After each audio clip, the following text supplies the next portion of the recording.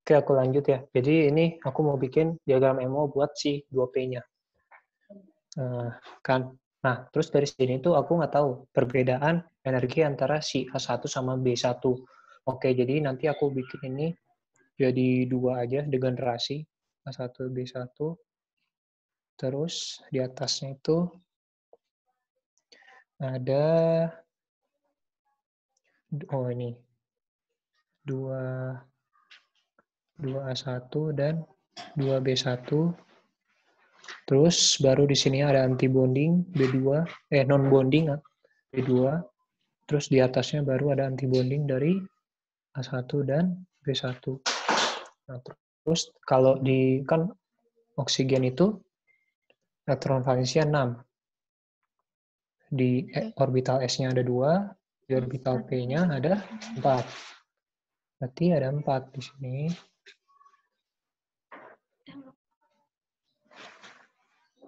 Berarti kalau dua oksigen kan berarti ada 8. Nah, ini kita kasih 8 aja. 6, 7, 8. Oke, sekarang kita isi. Tim 8, di sini 4, berarti totalnya ada 12. Dari sini isi penuh. Terus ini, oh berarti berhenti di sini. Oke, jadi 4 tambah 8, ya udah pas 12. Ini 8, oke ya. Nah, itu.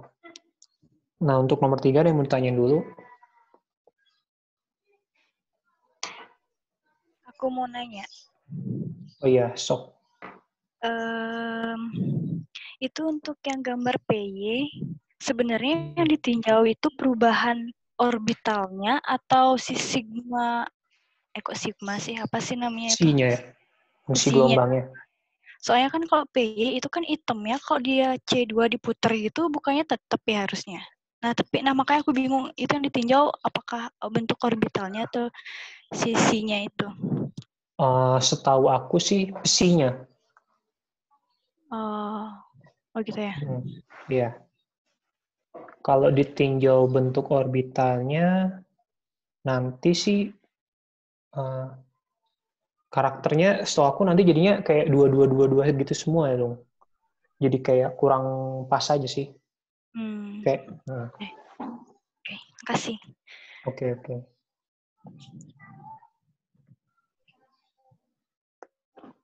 Oke, kalau nggak ada lagi aku lanjut ke nomor 4.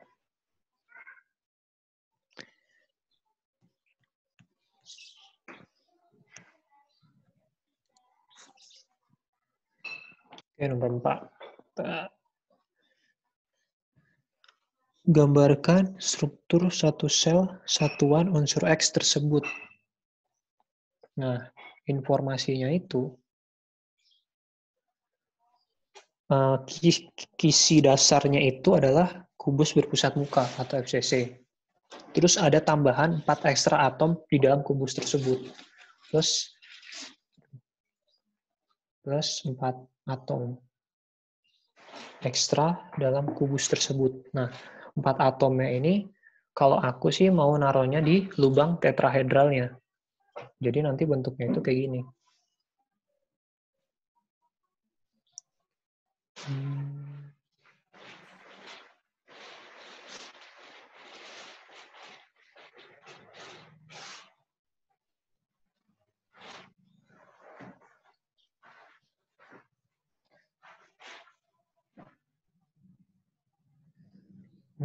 FCC.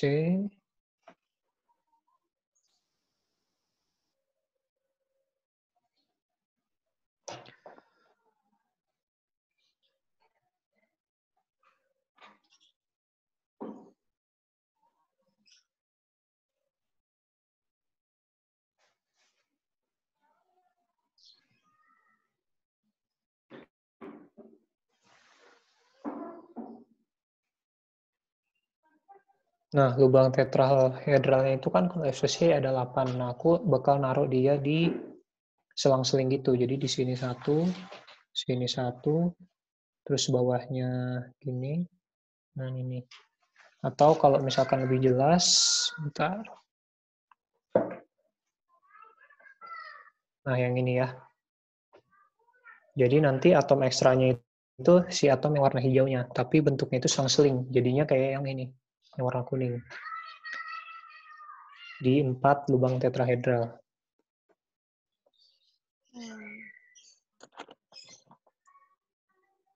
Oke, terus yang B, hitung jumlah sel satuan yang ada dalam bola tersebut. Nah, dari sini kita bisa pakai informasi yang ini. Kita asumsi aja kalau misalkan kan sebuah bola dengan massa sekian dan volume sekian mengandung sejumlah tertentu kristal X. Kita asumsi kalau misalkan volume bola itu sama dengan jumlah jumlah sel satuan dikali sama volume sel satuannya. Berarti kan N sel satuan volume bola per volume sel satuan. Volume bolanya itu 431,0491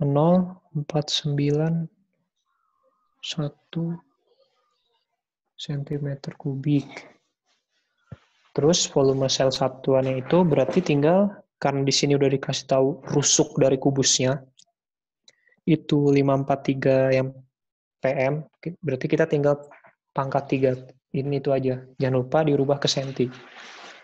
Berarti 543,0996 kali 10 pangkat minus 10 cm pangkat 3. Nah, dari sini kita nanti dapat berapa sel satuan.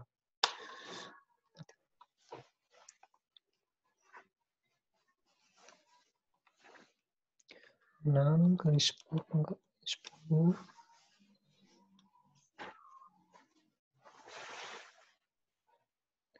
Bentar guys, sabar guys. Ini 2,7 kali 10 pangkat 24. Jadi jumlah sel satuannya itu di bola itu ada 2,7 kali 10 pangkat 24. Oke. Terus yang C. Itu jumlah atom unsur X yang terdapat dalam bola tersebut. Nah, dari sini kita tentuin dulu jumlah atom X dalam satu sel satuan. Berarti kan kalau dari FCC itu kan ada 8 atom yang menempati sudut, berarti dikali 1/8, tambah 6 atom yang menempati pusat bidang, berarti ada 6 dikali setengah, ditambah 4 atom ekstra, berarti 4. Berarti dari sini kita bisa dapat 1 ditambah 3 tambah 4, berarti ada 7 atom X dalam satu sel satuan. Nah, kalau kita nyari totalnya, berarti kan NX itu bakal sama dengan 7 dikali jumlah sel satuannya tadi. 2,7 kali 10 pangkat 24. Oke. Sama dengan 1,9 kali 10 pangkat 25. Oke, kemudian yang D. Hitung berapa mol unsur X yang terdapat dalam bola tersebut. Nah, kalau mol, karena kita udah tahu jumlah atom X-nya itu berapa dalam bola itu, berarti tinggal kita, nggak bisa ya. Kalau bilangan Avogadro,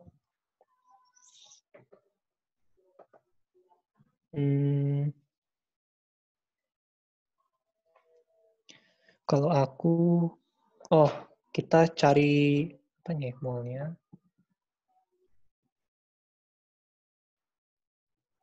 Kita dari data bola.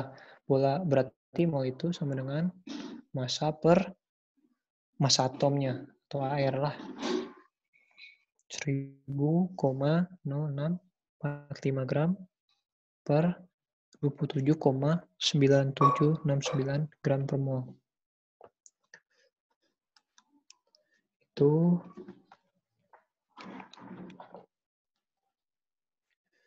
35,75 mol. Oke, jadi jumlah si atom X, mol atom X dalam bola itu 35,75 mol. Sekarang yang E, bilangan Avogadro. Bilangan Avogadro itu adalah bilangan yang menyatakan jumlah partikel yang dimiliki oleh satu mol unsur ya, atau satu mol molekul. Terus kita disuruh ngitung bilangan Avogadro. Berarti bilangan Avogadro itu kan tinggal, tadi kita udah tahu jumlah atomnya, NX. Itu kan sama dengan bilangan Avogadro atau dikali sama si mol. Jadi bilangan Avogadro sama dengan NX per mol. NX-nya itu 1,9 kali 10 pangkat 25 dibagi 35,75 mol.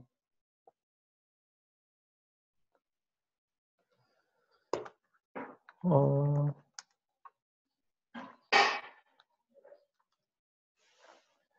hasilnya adalah 5,31 kali 10 pangkat 23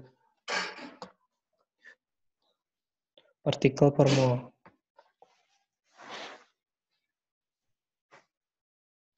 Ya lumayan beda jauh ya, soalnya kan sebenarnya itu harusnya 6,02 Oke. Oke, untuk nomor 4 ada yang mau ditanyain dulu?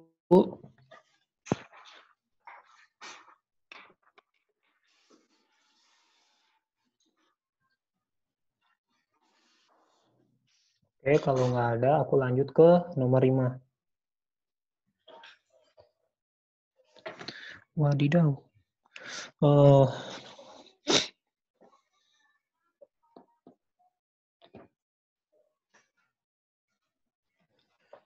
Nomor 5. Gambarkan sel satuan padatan tersebut dan tentukan simbol atom ABCD yang sebenarnya.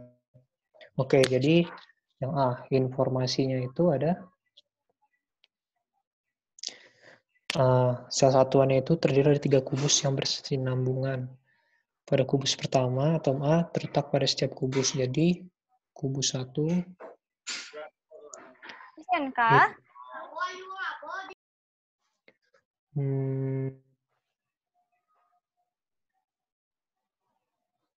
oke, jadi kubus 1 itu atom A di setiap sudut.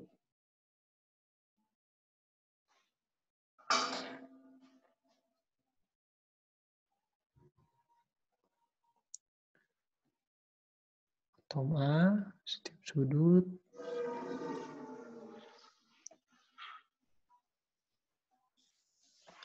Terus atom B pada tengah-tengah 10 rusuknya.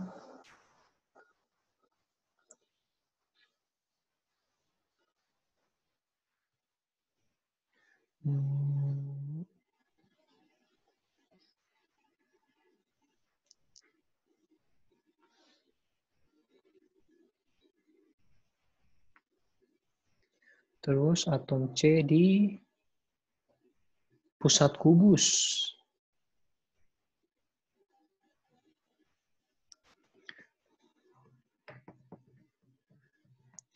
Terus kubus kedua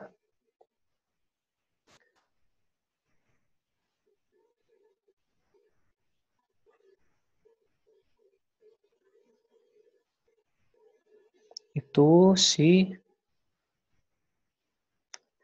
ada atom D yang terletak pada pusat kubus. Berarti di pusat kubusnya.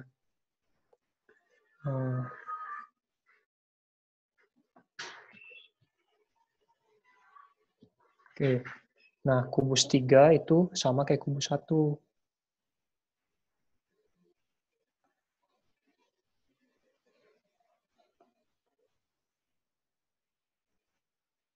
Oke, jadi kalau digabungin,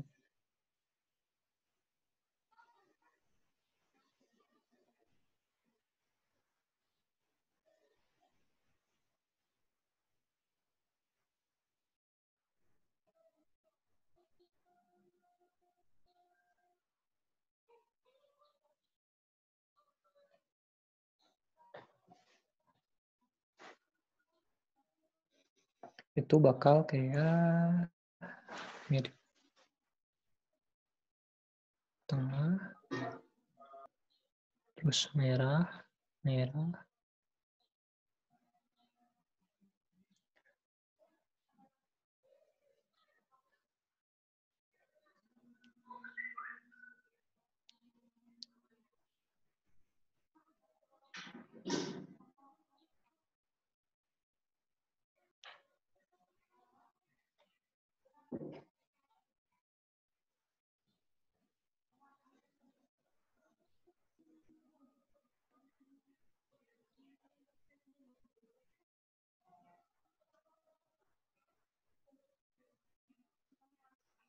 Salah.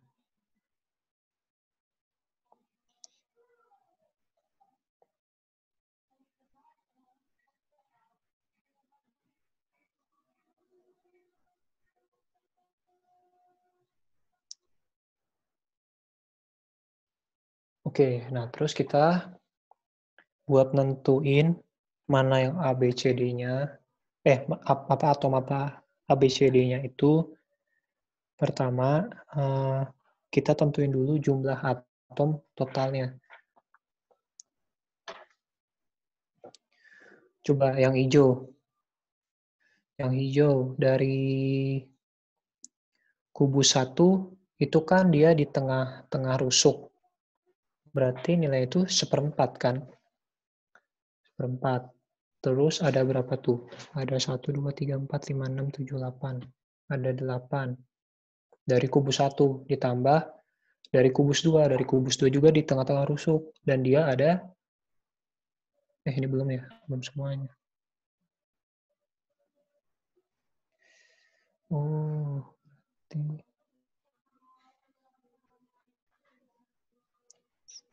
oke, jadi aku ulangin ini berarti ada 1, 2, 3, 4, 5, 6, 7, 8, 9, 10, 11, 12. Oh, 12.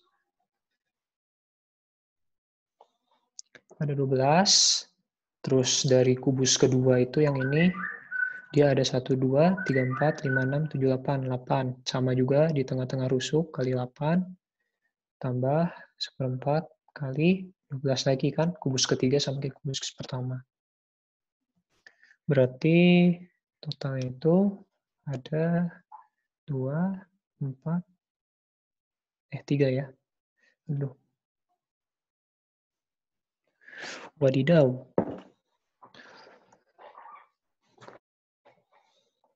Jadinya ada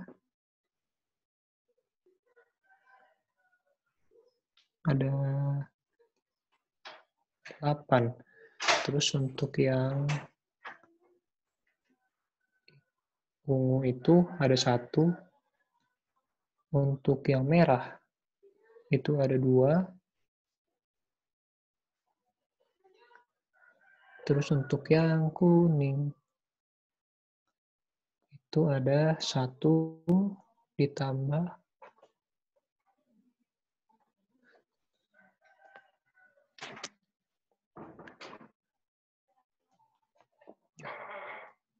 1 tambah 1 tambah 1 sama dengan 3.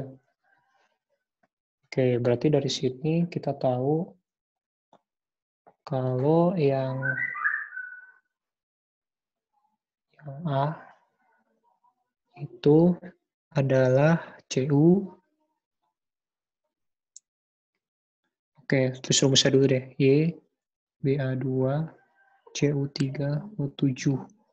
Berarti tadi yang 1 itu yang ungu. Yang ungu itu adalah D. Yang 2 itu yang merah. Yang merah itu C. Cu itu yang kuning. Berarti yang A. Nah, berarti ini yang B.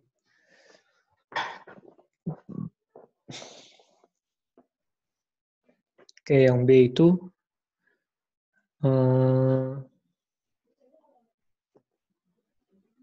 densitas material tersebut dalam satuan gram per sentimeter kubik. Wow.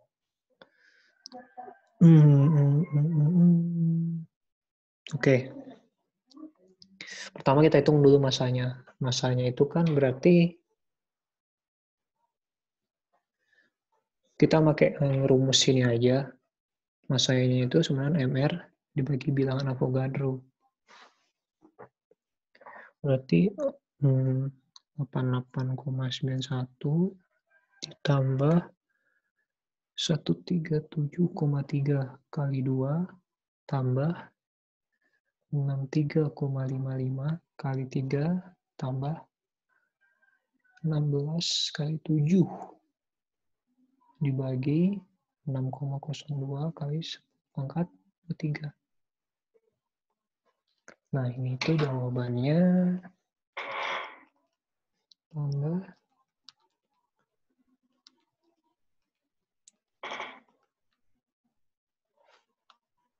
bagi itu jawabannya 1,1 kali 10⁻-21 gram. Terus kita hitung volumenya. Volumenya itu kan 3 kubus yang sama, panjang dan pokoknya identitas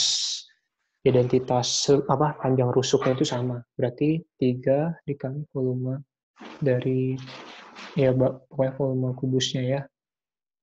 Kayak bukan kubus sih sebenarnya. 3 dikali. Nah, itu ada identitas A sama dengan B sama dengan C. A sama dengan B 500, terus C-nya 1500. Berarti A kali B kali C 93 dikali 500 itu pikometer ke senti berpangkat min 10. Jadi min 8 dikali C-nya itu adalah 1500. Berarti 15 kali 10⁻⁷. Dan nilainya adalah kali 1,125 kali 10⁻⁻21.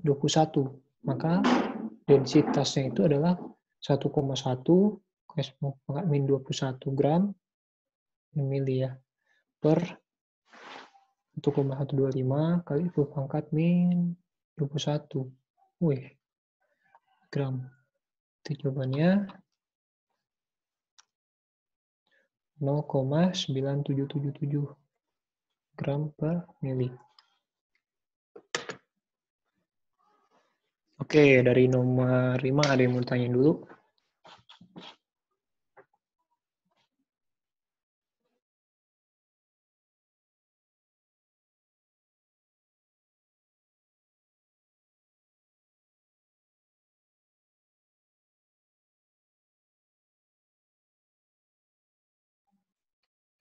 Oke, kalau nggak ada, aku lanjut ke nomor 6.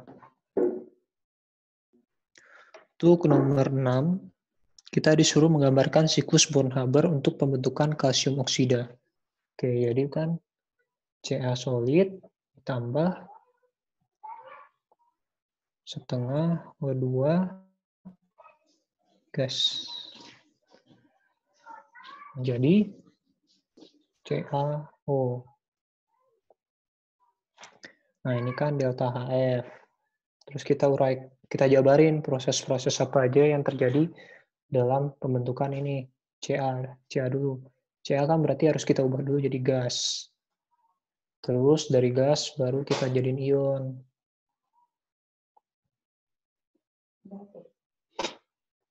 Dari gas jadi ion atau ke samping ya. Ya biar ini Ca2 plus gas ya itu. Terus kalau oksigen itu kita jadiin atom O dulu. Berarti ini adalah entalpi pemutusan atau disosiasi. Tadi yang Ca itu entalpi atomisasi dan energi ionisasi 1 tambah energi ionisasi 2. Terus O kita jadiin O2 minus. O2 minus untuk segas. Berarti ini adalah afinitas elektron. 1 tambah afinitas elektron 2. Oke. Nah, terus dari Ca2 plus sama O2 minus gas itu, kalau kita tarik ke sini, itu akan menjadi kisi CaO. Oke, berarti udah Terus itu energi kisi kalsium oksida dengan anggapan kation anion. Berarti kalau misalkan Ca-nya itu biloxnya itu plus 2, berarti energi kisinya itu sama dengan delta HF dikurangin semua proses yang itu ya terjadi. Delta atomisasi, disosiasi, E1, EI1 tambah EI2 tambah EA1 tambah EA2. Nah, nanti dapat berapa nih?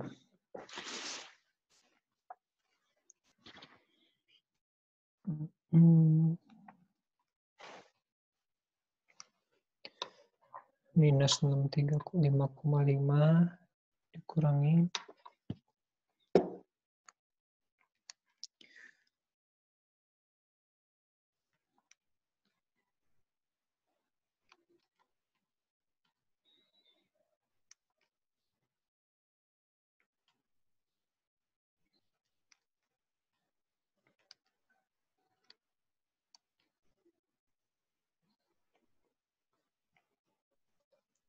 minus 3454,3 kilojoule per mol.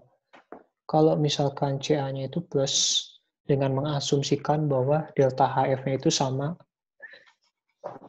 aja gitu, kayak CaO yang di biloxnya 2, berarti isinya itu nanti bedanya itu cuma dia itu tanpa energi ionisasi 2 dan afinitas elektron ke 2.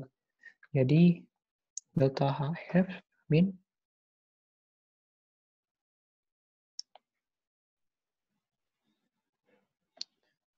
plus EI1 plus EA1.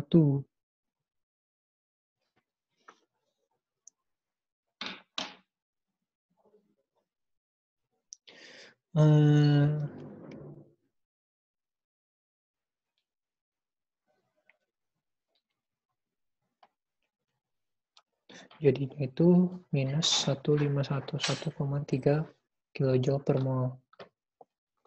Nah, terus bilangan oksidasi mana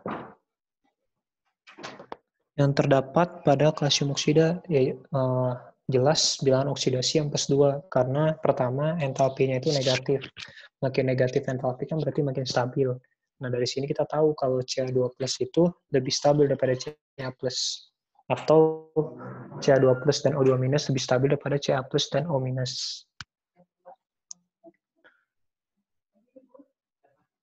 Oke, udah. Kalau ada yang mau ditanyain dulu? Mau nanya dok, Mm-hmm. yang nomor 2, maaf ya, Oh iya, nggak apa-apa Kak. nomor 2D, itu kita Mm-hmm. meninjau ikatannya tuh salah satu atau keduanya? Setahu aku sih, kayaknya sih, kalau salah satu bisa juga sih. Ya bisa salah satu.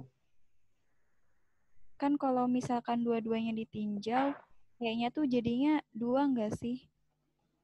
Mm-mm. Tapi, nah itu aku juga bingung. Tapi kalau yang di slide-nya Pak Bambang itu, dia tuh ninjaunya itu nilainya itu cuman kayak 1 atau min 1 atau 0. Jadi kalau dua-duanya nggak berubah, itu dianggapnya 1 Kak, bukan 2. Oh, Terus kalau 0 itu dua-duanya, pokoknya kalau nggak salah nggak ada 0 deh, nggak ada 0 ya. Ya nggak ada 0, adanya 1 sama min 1. Kalau 1 itu, dia itu gimana ya, dia itu vektornya itu, vektor 1 bisa jadi vektor 2, tapi yang penting tandanya sama. itu berlaku untuk irreducible doang, atau kalau yang di reducible, kalau misalkan nyari reducible, ada nolnya nggak gitu? Oh, kalau ini buat berlaku buat nyari irreducible-nya doang. Irreducible dari mode vibrasi. Iya. Kalau reducible baru, Kak. Bisa 2, bisa 0, bisa berapapun lah angkanya. Oh iya, berarti irreducible cuman 1 sama -1 aja ya? Iya, benar. Oh iya udah, makasih. Oke.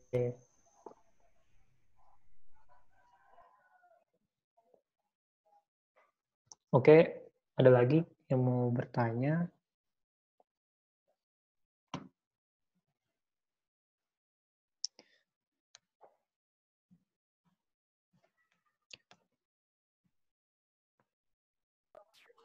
Lu mau dong yang nomor terakhir ya? Gimana sih ngebandinginnya? Nomor terakhir, ini bandingin mana yang lebih stabil. Lihat ini aja, Kak, nilai ini energi kisinya. Kalau makin negatif, berarti makin stabil, kan?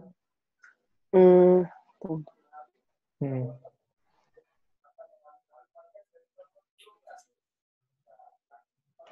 Terus gimana? Ada lagi? Belum. Ya, nuhun. Oke.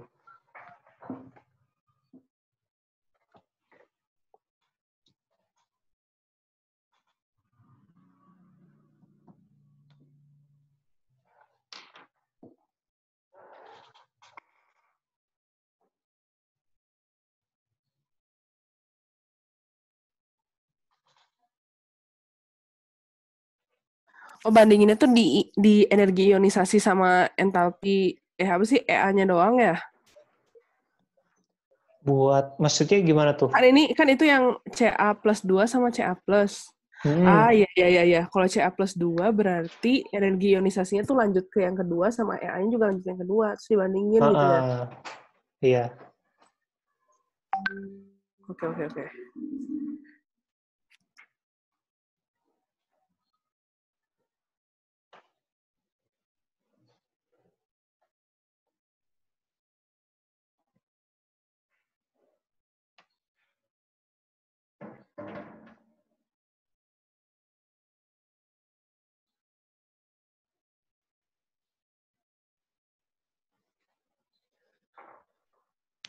Oke, kalau misalkan nggak ada yang mau ditanyain, aku cukupin dulu sekian. Nah, kalau misalkan ada pertanyaan terkait soal-soal lain, itu bisa aja nanti dikirim di grup ya. Oke. Sekian dari aku. Mohon maaf kalau ada kekurangan atau kesalahan. Terima kasih banyak. Makasih. Makasih. Iya, sama-sama.